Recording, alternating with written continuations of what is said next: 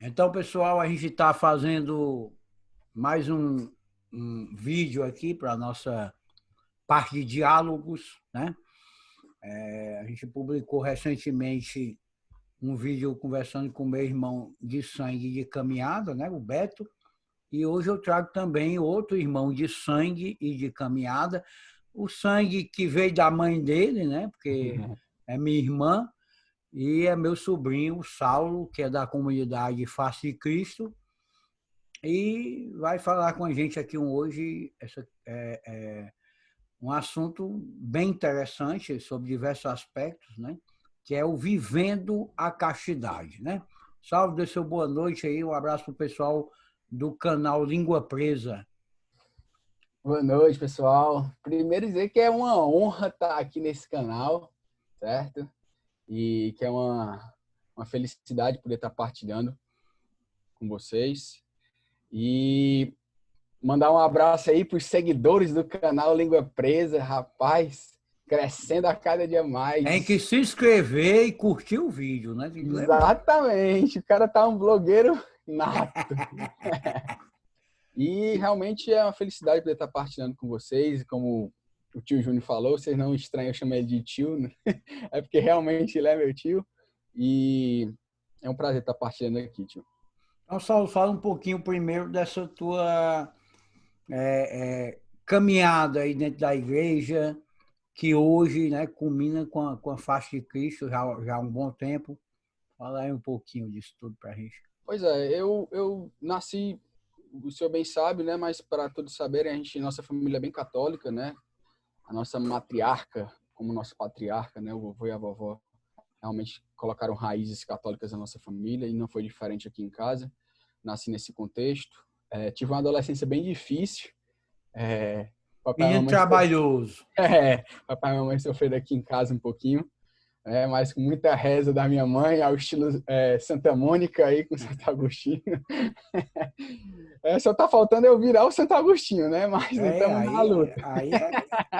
A batalha é grande. E aí, fiz um seminário na Face de Cristo, acabei saindo depois de algum tempo retornei na Crisma, né, na Crisma Face, depois na faculdade já, no meu primeiro semestre de faculdade, ali por volta dos meus 17, 18 anos, comecei cedo minha faculdade, 18. E aí pronto, aí foi ali que Deus realmente me pegou, eu tive uma experiência forte com ele, e com a graça de Deus aí estamos seguindo na caminhada, hoje eu sou consagrado da comunidade, e junto com a minha família, que são uma graça muito grande, que não me faz melhor que ninguém, mas me coloca a serviço de todos. Com certeza.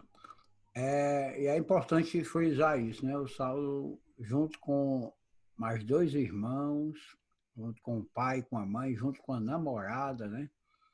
E as cunhadas também. E as cunhadas, as duas, as duas Renata namoradas dos irmãos dele, todos fazem parte da Face de Cristo. É uma família de uma vivência religiosa bem incomum, né, no nosso tempo. E quando a gente traz esse tema, você já falou em outros canais também sobre isso, mas é um tema que é muito importante, sobretudo para a nossa juventude, mas não só para a nossa juventude, mas como para todos nós cristãos, né? Com certeza. Até porque, tio, quando a gente fala sobre castidade, existe eu acredito ser um desconhecimento, inclusive para a galera da igreja, né? Talvez as pessoas que fiquem ali na superfície não buscam realmente adentrar na nossa doutrina do que é de fato castidade, né? Do que de fato viver a castidade, porque logo se tem uma ligação de castidade com abstinência sexual. E não que isso seja oposto, mas é como se fosse um pingo d'água no oceano. Entendeu? A abstinência sexual e, obviamente, dependendo do seu modo de vida, da sua vocação, né? Eu falo isso porque existe a castidade matrimonial e a castidade matrimonial é vivida de uma forma diferente, que não é a abstinência sexual. Mas, obviamente, que a grande questão de castidade é ligada sempre à abstinência sexual.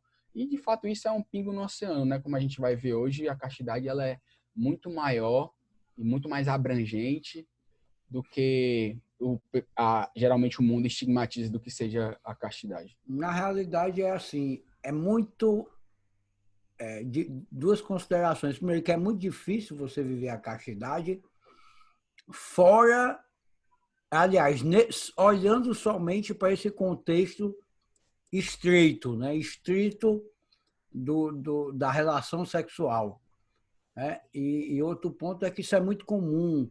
As pessoas, por desconhecimento da doutrina da igreja, às vezes acharem um posicionamento fácil de ser explicado para poder, ou estigmatizado, né? Estigmatizado, para poder dizer, a igreja diz isso, a igreja diz aquilo, e a igreja às vezes nem diz nada disso, né? Isso acontece em relação à castidade? Isso acontece muito, na verdade. Na verdade, se a gente pegar assim, um dos assuntos que mais batem na igreja, acho que ele, assim, bem generoso, no top 3 está a castidade. Pelo menos entre os jovens. Porque acaba sendo moldado algo como castradora, algo como uma retirada. A igreja, quando se fala de igreja castidade, não se fala de uma igreja mãe. Se fala de uma igreja madrasta, né? Madrasta no sentido, obviamente, pejorativo da palavra. Eu vou além, é padrasto, viu? Não é nem madrasta, não. Padrasto. O negócio é sério. Então, é necessário ampliar essa visão e colocar justamente a igreja como mãe, porque quando a igreja coloca e propõe a castidade, não só para o jovem, mas para todos os cristãos, todo ser humano, ela está sendo mãe, né? Ela está ensinando a amar. Perfeito, é verdade. Que aspecto você gostaria de começar abordando aí nessa vivência da castidade? Pronto. Para a gente começar a conversar sobre castidade, não tem como a gente não começar de fato do início, né? Eu gosto muito de usar aquela palavra de Gênesis. Se a gente falar para Gênesis, ler o livro de Gênesis, o formato que Deus criou o mundo, e para não me alongar tanto para a gente trabalhar o tema em si, a gente vai lá para Gênesis 1:26, que fala exatamente como Deus cria o ser humano, né? A imagem e semelhança dele, né? Façamos o homem a nossa imagem e semelhança. E basicamente, se a gente for querer nos conhecer, não tem como nos conhecer sem olhar para Deus. Ora, se eu sou imagem e semelhança de alguma coisa, eu tenho que saber o que é essa coisa para saber quem eu sou. Não tem como eu me descobrir sem eu descobrir a quem eu sou imagem e semelhança. E, obviamente, resumindo a história, se a gente for até nos próprios escritos das cartas de João, quando tentam resumir, na ousadia de resumir Deus em uma palavra, a palavra que se vem é amor. Amor. Ou seja, Deus é a amor. gente, exatamente, que lá nas cartas de João, se eu não me engano, na primeira carta, capítulo 4, versículo 16, lá vai ter, e ele cita outras vezes, não é só aí não. Então, partindo do pressuposto que somos criados à imagem e semelhança desse amor, partindo do pressuposto que somos criados à luz desse amor perfeito, a gente tem aí a nossa inclinação, a nossa missão nesse mundo, ou seja, amar. Né? Sair para amar da forma que Deus ama. Aliás, a gente tem que olhar para Deus e adentrando na realidade de Deus, no amor de Deus, aí é que a gente vai nos conhecer. E aí que, com o decorrer do tempo, a gente pode parar em Adão e Eva, e lá vai ter o porquê que a gente é criado à imagem do amor perfeito, mas não ama perfeitamente, que é uma contradição. Se eu sou imagem e semelhança do amor perfeito, por que eu não amo perfeitamente? É porque a gente teve o pecado original na nossa carne, introduzido, né, na nossa carne. Com a queda de Adão e Eva, com a desobediência, e é curioso, tio, como Adão e Eva caem, porque Eva é seduzida. A forma que a serpente seduz Eva é muito interessante, porque é a base da mentira.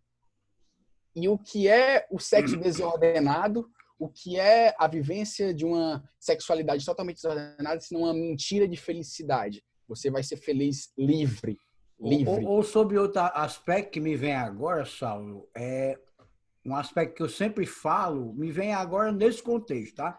Mas é algo que eu sempre gosto de falar quando eu vou falar do pecado original, é a inclinação do querer ser igual a Deus, né?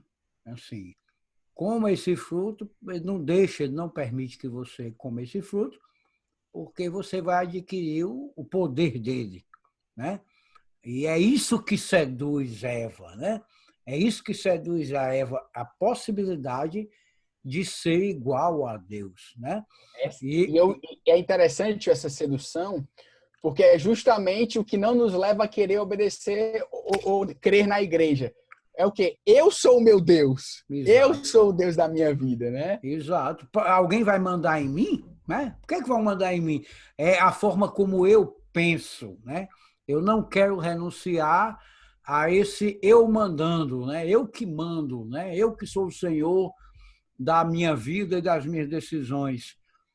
E essa sedução, né, que é proposta pela serpente, que lá em Apocalipse que vai ser vinculada com o demônio, né, com o anjo caído, essa sedução é o que realmente deixa a marca, e é a marca do pecado original na gente, porque nós vivemos sempre buscando que a nossa vontade seja a vontade realizada e não a vontade de Deus e muito menos a vontade dos outros, né?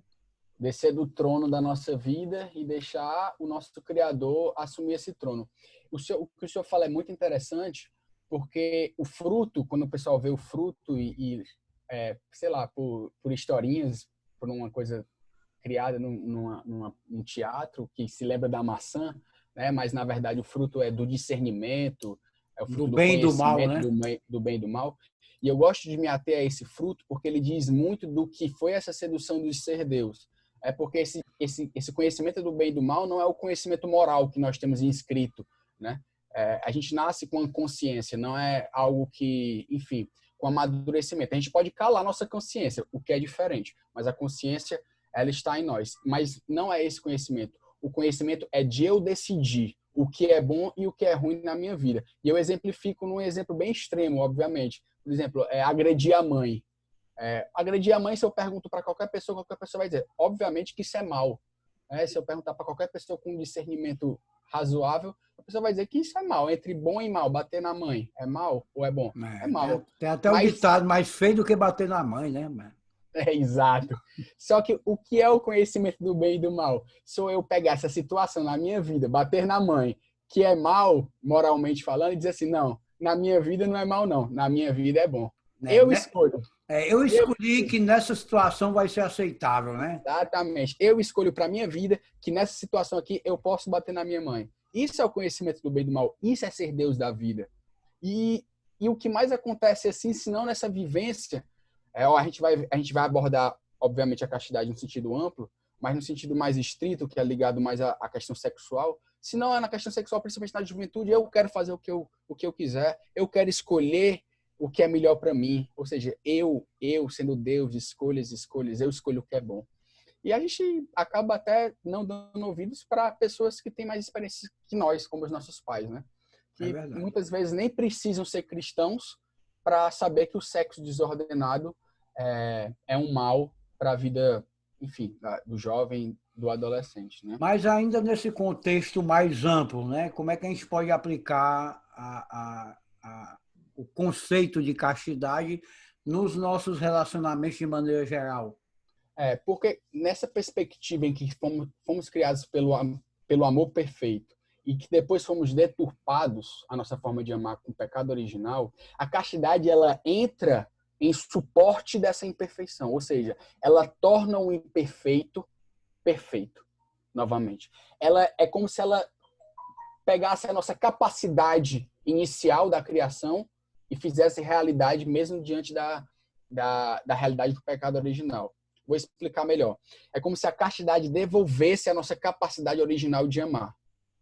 É isso que a castidade essa é a graça que a castidade traz. Ou seja, todo o meu amar imperfeito, a castidade vem em suporte. E eu não amo só sexualmente, ou seja, eu não amo só homem e mulher. Exatamente. Não é só esse amor. Tem várias dimensões, né?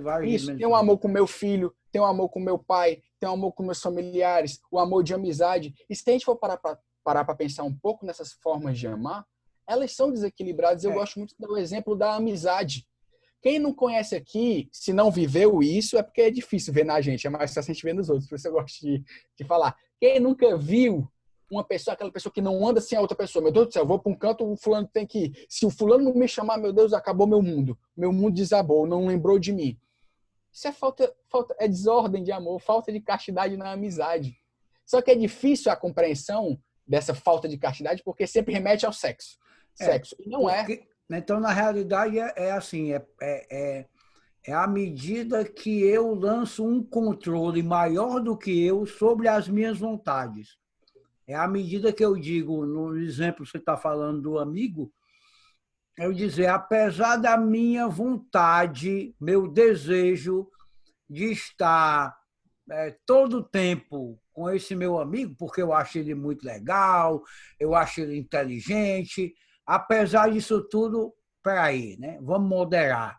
Né? Isso. Eu tenho o desejo de fazer isso, mas eu vou controlar esse desejo de fazer isso. Que é o que a gente dá nome de uma paixão desordenada, né? Porque essa questão, quando eu falo, gente, pelo amor de Deus, eu não estou aqui criticando as amizades íntimas longe de mim, mas aquele negócio que é doentio que eu estou falando, sabe? Aquela pessoa que se sente totalmente desamparada, o mundo cai, se a amizade não está do lado.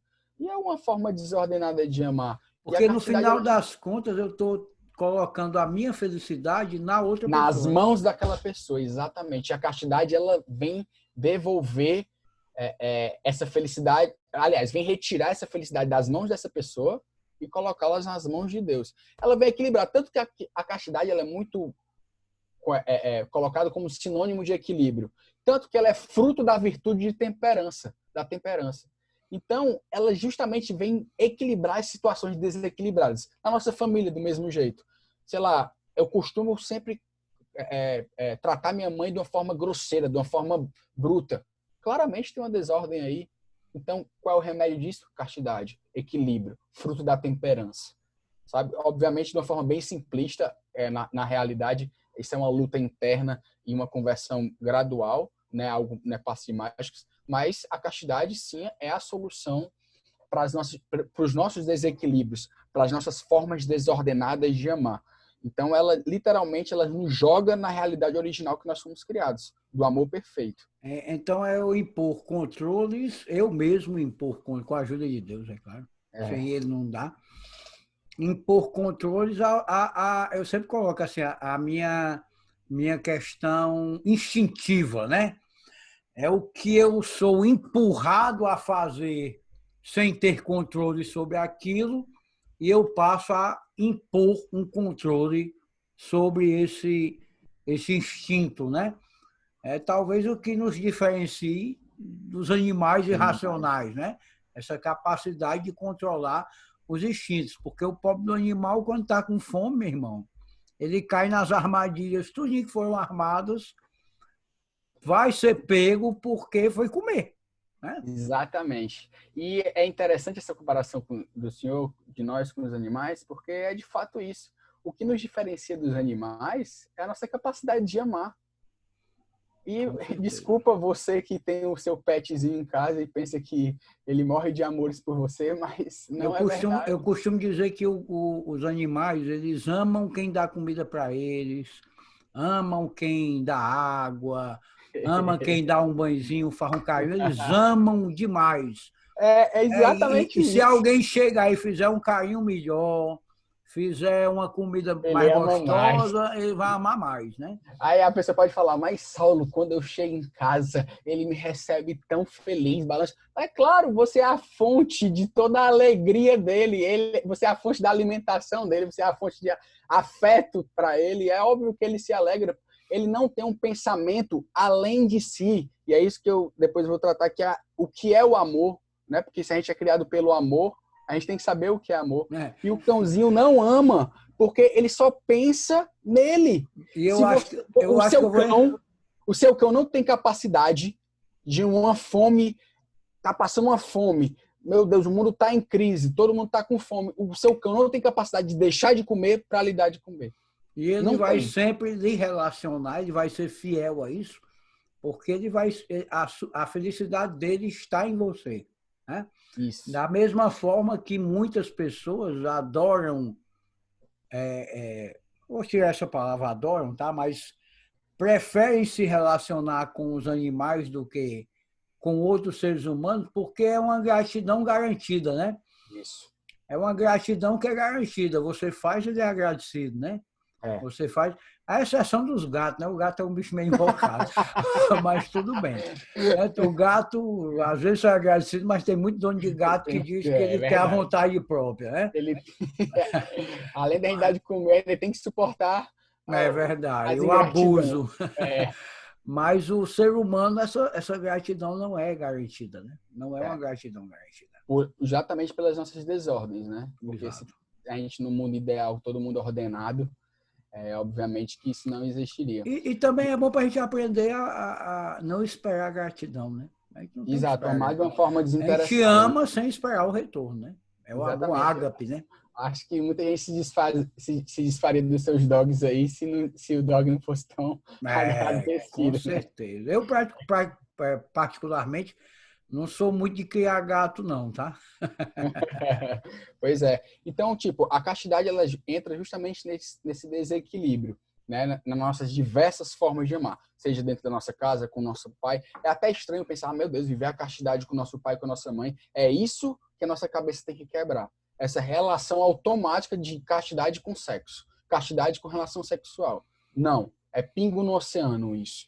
Castidade é para Castidade como fruto da temperança, né? Exatamente. Castidade como esse suporte em amar. Amar quem? Qualquer pessoa. Até a si mesmo.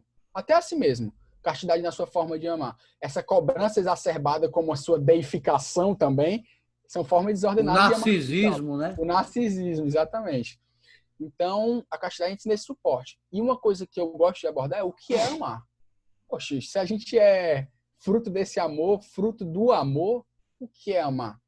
Né? O que é amar. E a gente vê, tio, não sei se o senhor concorda comigo, mas que isso se tornou muito líquido. Isso aí se tornou muito... eu pergunto para o senhor um conceito, o senhor vai me dar um conceito. Talvez se eu perguntar para o vizinho do senhor, ele vai me dar outro conceito. Se eu atravessar a rua e perguntar a outra pessoa, outro conceito, outro conceito. Acho que se a gente fizer isso dentro da igreja, a gente vai encontrar cada padre com um conceito. Cada irmão, cada pessoa com um conceito. Então, tipo, o que é amar? A gente fica perdido. Só que, aí é que vem. A gente, católicos, cristãos, a gente não era para ter perdido esse referencial. De jeito nenhum. Porque o nosso referencial sempre foi Jesus. Se a gente quer saber o que é amar, a gente tem que aprender com Jesus, para quem amou perfeitamente.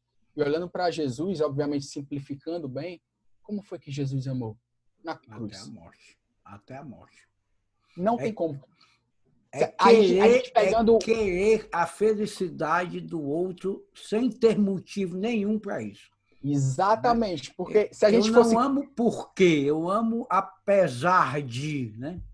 Porque da mesma forma que eu boto castidade e equilíbrio como quase sinônimos, eu gosto de botar amor e doação como quase sinônimos.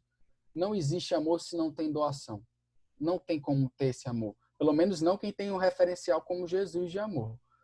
É tão sutil isso que talvez você que esteja assistindo possa não concordar. Mas vamos perguntar. Imagine você aí que está assistindo esse vídeo. Pense na pessoa que você acha que é a pessoa que mais lhe ama nesse mundo. Tirando Deus, tirando Jesus, enfim, a pessoa. Geralmente, na maioria dos casos, vem a mãe. A nossa mãe. Obviamente, quem não teve a mãe de sangue tem aí os referenciais, né? Provavelmente essa pessoa que fez o papel da mãe na sua vida. Por quê? Porque é a pessoa que mais se esquece de si para lembrar de mim. É simplesmente, isso é tão infundido em nós que nós nem percebemos. A gente tem a gente sabe implicitamente, mas explicitamente é difícil enxergar às vezes. Por que a mãe vem logo na cabeça? Porque é aquela pessoa que se esquece de si totalmente para buscar a sua felicidade. E tanto os pais como as mães, você puxou esse exemplo, também tem que ter muita preocupação com a sua castidade em relação a esse relacionamento, né? Porque esse relacionamento às vezes se torna também desordenado, né? É desordenado. Com certeza. Né? E aí eu estou falando da relação com o filho, Isso, com certeza. Isso, inclusive, a gente estava debatendo isso num grupo de família hoje, né, tio? E de fato porque o amor que não educa, né? O amor que só passa a mão na cabeça, que, ai meu Deus, tudo que eu sofri na vida, meu filho não vai sofrer, né? É um amor realmente desordenado. Às vezes esquecendo que o sofrimento que você teve é o que lhe trouxe até aqui.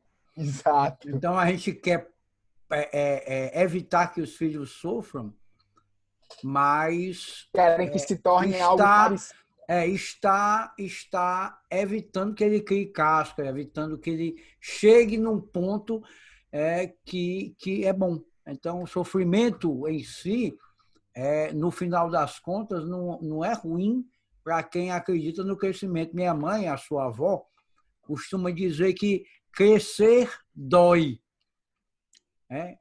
Crescer nos causa dor. A gente cresce, mas esse crescimento vem de muitas dores que nós temos em negar nós mesmos, a maioria das vezes, mas em negar, às vezes, outras coisas que somos empurrados por nós mesmos, às vezes inconscientemente. Né? E sem contar, tio, que também cria filhos que não estão dispostos a amar, né? Exato. Porque não tem como amar sem estar disposto a abraçar o sofrimento. É É verdade. impossível. Não tem como. Se o Cada amar é um que pega doação, sua cruz, né? exatamente. Se o amar é doação, e o referencial da gente é a doação de Jesus na cruz, a gente não pode estar esperando um mar de rosas que na nossa frente, não. É de Agora, fato sofrimento. agora indo já para o finalmente da conversa, que você reclama que os vídeos são longos, né? Agora fica puxando assunto aí, né? Então, indo para essa questão mais sexual, vamos dizer assim.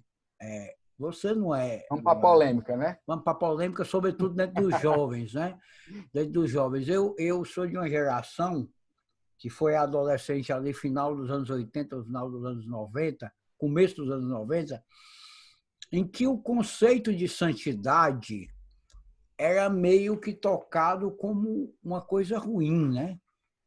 Era muito comum, mesmo Ser entre santinho. nós, mesmo entre nós que éramos da igreja, de grupos de jovens, eu quero ser santo, né? Não, quero não. Quantas palestras eu não assisti, ou quantos testemunhos eu não assisti, em que há pessoas, não, eu não estou querendo ser santo, não. Sabe? Isso foi muito incutido em nós e hoje eu percebo cada vez mais um resgate da busca pela santidade, que é o mérito que a santidade realmente é, né? Uhum. Que não é ruim ser santo, é muito bom ser santo, né? Então, durante muito tempo, a santidade foi relegada, hoje ainda é, mas pelo menos dentro da igreja não é mais, né? Não é mais. A santidade, eu faço parte das equipes Nossa Senhora, e esse ano todo é dedicado à santidade, né? Dentro das equipes Nossa Senhora. Então, dentro da igreja, já se combate, já é algo que vai ficando claro, porque há um tempo atrás, nem dentro da igreja isso ficava claro. O que é que a santidade para a juventude, dentro desse contexto da castidade, o que é que você tem a dizer para a gente? Primeiro que eu concordo total com o que o senhor falou, toda essa contextualização. Realmente, a santidade também tem esse grande tabu para ser quebrado e nada mais o que é ser santo? É amar. Isso é ser santo. É aprender a amar. Santa Teresa d'Ávila fala dos santos de sétima morada, que são os santos que atingiram o mais alto grau de unificação com Deus. O que eles aprenderam? A amar. Foi simplesmente isso. Só isso que aconteceu. Então, ser santo, se você está querendo aprender a amar, eu tenho que dizer que você está buscando ser santo.